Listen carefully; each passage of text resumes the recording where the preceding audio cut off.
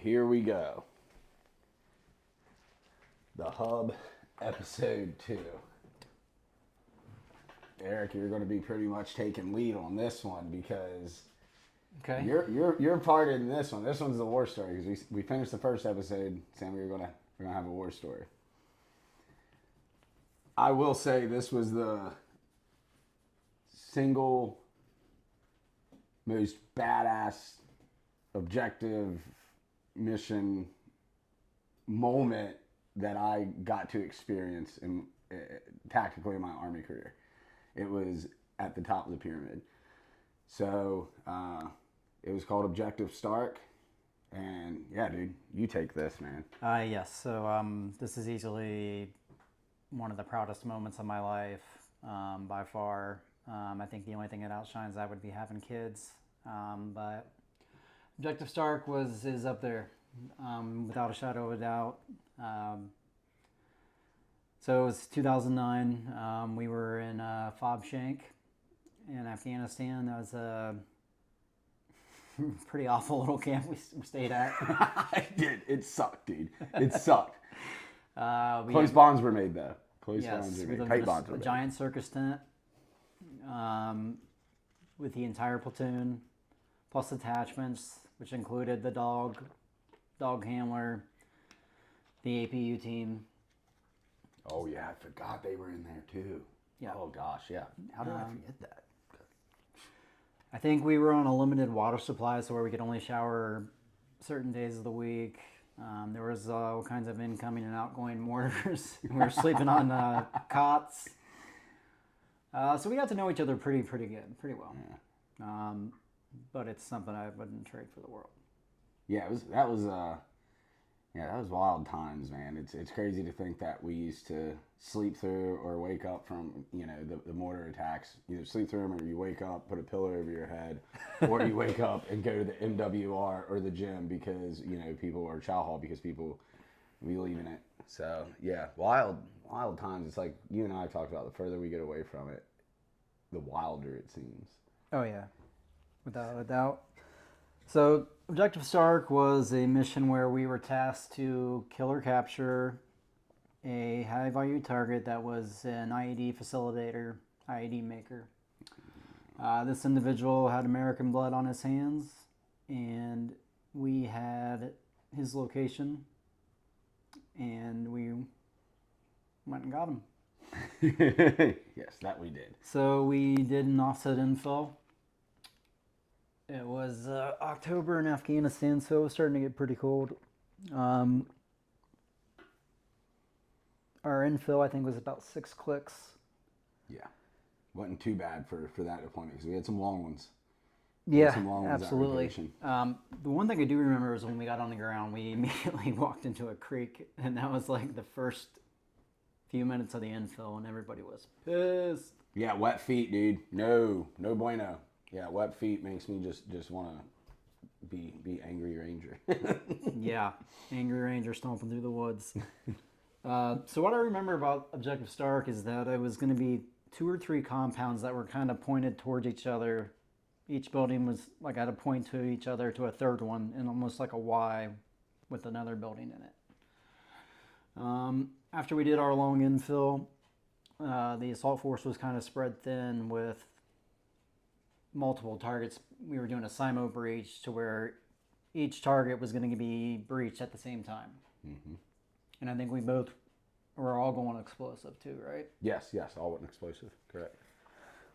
So I was in third squad, so I was my buddy Ben was breaching the gate to get into the compound. The gate was it was a good 12 feet long, tall gate. Courtyard wall, so it had walls surrounding the entire compound. I know the sniper element, they climbed the target building and had eyes on the breach. So when Ben went explosive, he put a good sized charge on the gate and blew the gate. We did a SIMO breach, so it was a countdown, 3, 2, boom. So 2 squads going explosive at the same time. It's it's kind of like a thing of beauty, honestly. It's just controlled violence Controlled chaos, yeah. that I don't know how to explain it unless you just got to do it to, get that know that feeling. And when the breach went off, I was the first person in the courtyard. And I remember kicking open the gate and flowing into the left and clearing my first point of domination. When do you remember the gunfire kicking off? Because I remember it seemed like as soon as the breach happened, I remember a few explosions like grenades and then automatic gunfire. It was about 15 seconds after that because when I came in, I cleared my first point of domination and started clearing the rest of the courtyard. And I remember seeing the van in front of me and another vehicle on the right side of the courtyard. And so, me being short, there was like a 3-foot ledge in front of the target building with 3 big glass windows. And I remember seeing that ledge thinking, man, I'm not going to be able to clear that because I'm short and I've got about 100 pounds of gear on. So as I'm clearing my point of domination, I find a little staircase in the far left corner. So I immediately made my way to that staircase, climbed those 3 stairs, and start clearing across the courtyard. And as I'm going across, there's 3 big glass windows. And the first set of windows, I remember seeing people moving around and jumping around in the building. As I went across the first set of glass, I remember yelling, I've got movers, I got movers. And as soon as I got past that window is when everything happened. Okay. So, I mean, it was probably, 5-10 seconds at the most. Yeah. So it happened quick. So it was very quick. Boom, breach. So we were doing our thing. You guys came in, few steps, all of those thoughts that you just explained. And guys, correct me if I'm wrong, Eric. Everything that he just explained happened in probably covering 30 feet? Yes. At a what would be considered probably a very brisk walk when you're going at the high ready clearing. I would say a average civilian's very brisk walk. So all of that happened in a very short time. So you guys are in there. You called it out. All hell breaks loose, and I believe it was three grenades went off. 2 grenades? Yeah. 3 grenades went off. Okay, I thought so. And then automatic gunfire from AK-47. Correct. So then what were you doing then? Because the only thing I was doing, guys, is we went in and I dumped into a room that a couple people had bypassed, cleared the room, but there was a cellar. And I locked it down because I was not going into a cellar by myself. And then that also gave me rear security as well. So I didn't get to have any fun that mission. It was just cool to be part of this. So everything is going to hell. What do you do? So as I was making my way past that that set of glass, and I remember it exploding in here, like clack, clack, clack, clack, clack, clack, clack, clack. After that, it was just it was a thing of beauty, honestly. Yeah. I immediately found the front door, kicked it open, made an immediate left to another closed door, which I kicked that open as well, and I immediately kicked open the door, fired 2 or 3 rounds to a guy sitting in the corner. He was shooting out in the courtyard at Alpha Team. Mm-hmm. That was Ben, Corey, and it was just Ben and Corey. And then Will was on the ledge, the catwalk back and forth, walking back and forth. So I kicked the door open and immediately engaged the first target that was in the room. Took another step in, and actually before I could step in, I felt Devin's barrel on my shoulder engaging at the same time I was. So I moved to the second target, engaged, and then took 2 steps in and found the jackpot who we were going after. And he was laying there and sat up, and I gave him a mouthful of 5.56. Yeah. Now he had an S vest on, right? And had his thumb correct into the ignition. The ignition, yes, yeah. That's wild. And then you headshot him. I think it was 6 times before he could pull it, which obviously saved you, Swanee, and I'm sure couple other people could have gotten pretty bad. Yeah, I mean, it would have been instant death for me and Swanson. The S-Vest was a full chest plate of C4 with ball bearings all over it. But I remember shooting peg leg like 3 times in the chin and just all the way up his face. Why do they call him peg leg? They called him pig leg because he had one leg. He had a prosthetic limb and one leg. Which was it seemed almost kind of common for when we were going after IED facilitators. A lot of times they would have appendages missing here and there. I don't know if I'd say common, but you see it a couple of times and in your head it's common because it's so it's always it's pretty ironic if you think about it. It's kind of comical. We got to laugh at it a little bit. Oh, absolutely. So from there we finished clearing the room. And I remember Will saying he needed one because there was still another room in the house that we had to clear. We cleared that room. We detained one individual from the target. And from there, I remember, there was a call for a medic. Thank God it was a ricochet, and it wasn't anything life-threatening. Ethan took a ricochet in the back. And that bullet actually stayed there until Ethan passed away, unfortunately. Yeah, Ethan ended up passing away in a free fall training accident. And oh my gosh, what year was that? I'm terrible. 2019. 19, yes. Mm-hmm. I always get it confused between 18 and 19, but it was 2019.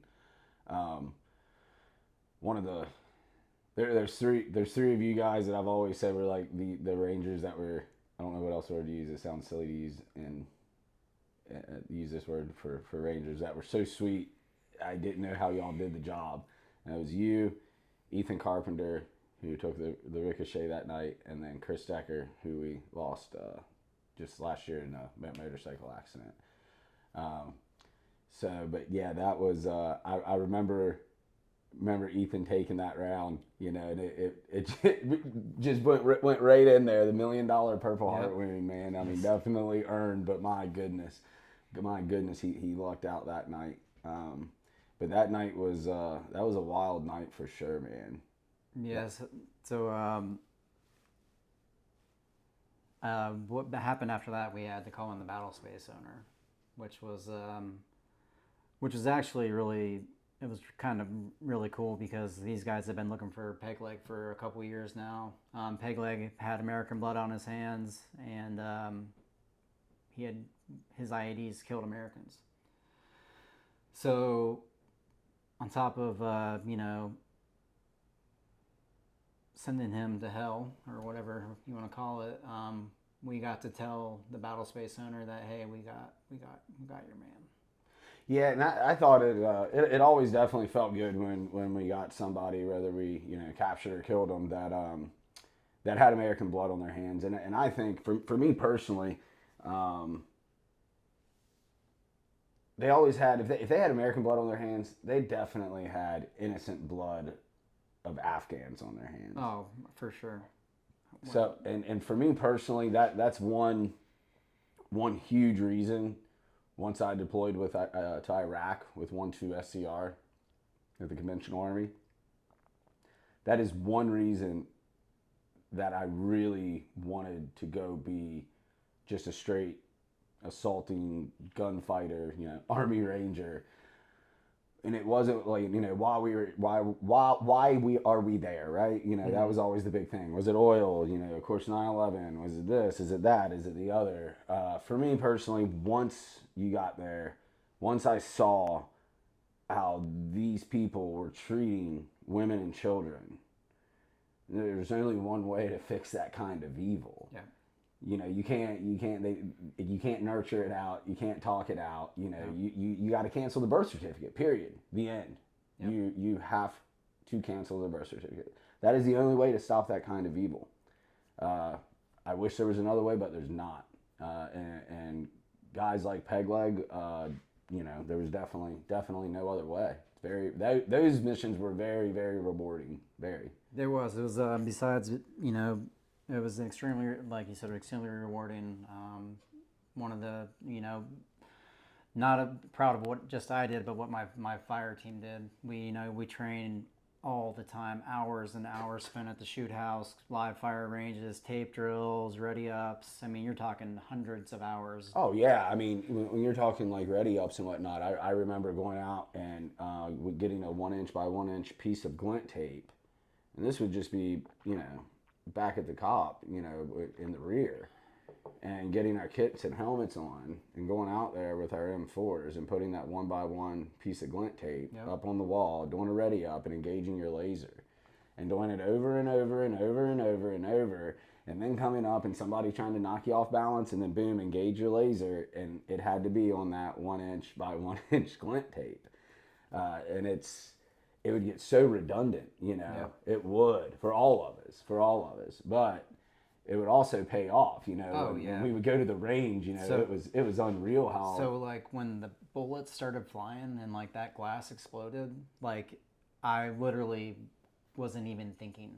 It was all muscle memory took over. Everything was in overdrive, autopilot. Like I was kicking in the door before I could even think.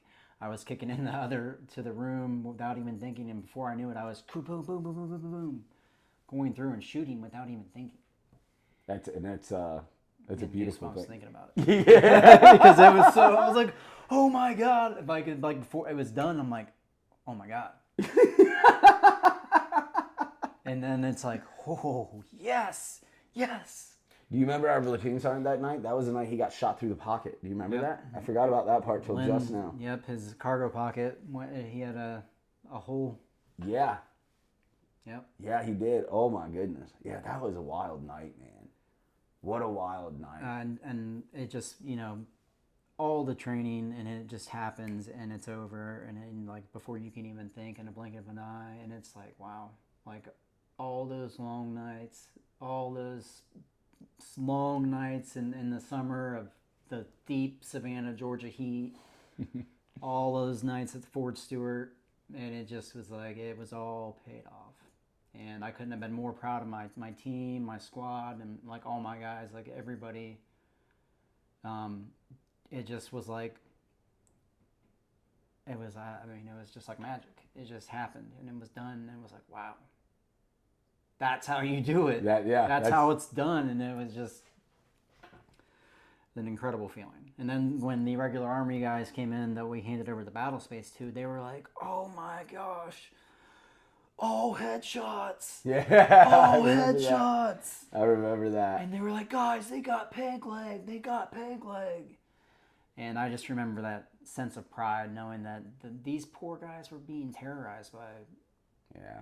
And like they lost brothers and sisters to this guy, and to be able to return the favor, man, it was amazing.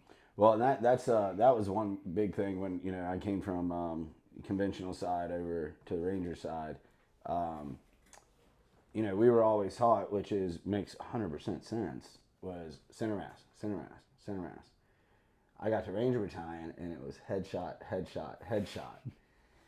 It took me a while, I think it probably took me a solid hour or so of getting thrown through the gauntlet there to really start remembering retraining that muscle memory, because you can tell yourself something, but when you've been doing something one way for so long, right, it takes a second to make that adjustment. Yep. But I remember that a lot. In great detail, I should say. Yeah, that was, wow. Coming there and just coming to Ranger Battalion and just seeing how proficient everyone was at shooting, like from the private level all the way up. Mm-hmm. I mean, it really, really was incredible. I remember when I got there, I remember telling Denny Young on the phone, I was like, I am not going to be able to keep up with these guys. And he goes, good, you're in the right place. Oh, I was absolutely terrified. But yeah, dude, that was that night what you did was the most epic shooting I personally ever witnessed in a real world situation. Like, so cool. I don't know how many times I've told that story, just be like, guess what? I was there. Oh man, that's a good one, man. Well, Well, I guess we'll wrap this one up, and then I don't know, maybe our next cool guy talk thing that we'll both do is maybe Berlin. I don't know if that'll be episode 3 or not, but objective Berlin. That was a wild night. That was that was a lot. That was tough. Yeah. Bigger job. All right, man. Well, all right, thank you, brother. Thank you. Ouch. I'm good. Come on, old man. I'm good.